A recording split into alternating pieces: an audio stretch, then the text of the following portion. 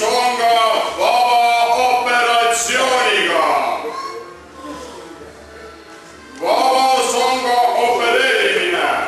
Operatsioon toimub kastreerimisega. Operatsioon viiakse läbi kas kloraalhüdraatnarkoosiga või aminasiini ja novakaniili lahuse kuivestamisega.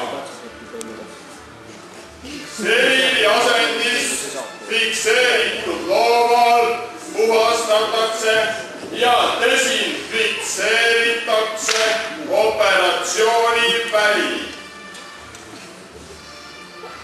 Seejärel tehakse skalpelliga lõige kuni munandini tukkesta pariteelleheni, kas munandi peal või kubemekanali välisvõru kohal. Viimasel juhul tuleb munand lükata ettepoole kubemekanali välisama kohale.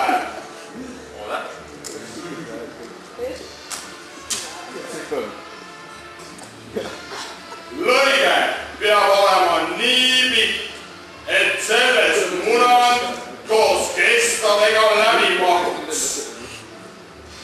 Seejärel eraldatakse tukkesta pariteelleht teda ümbritsevatest pudedest kuni kubemekanali välisvõruni. Seene pea maha.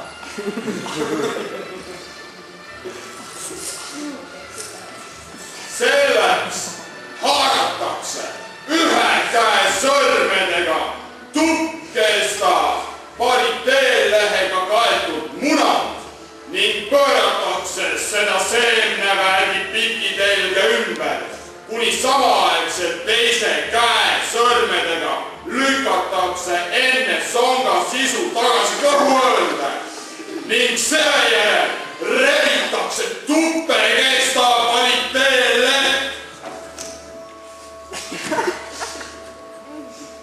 Terve lina tuppekesta.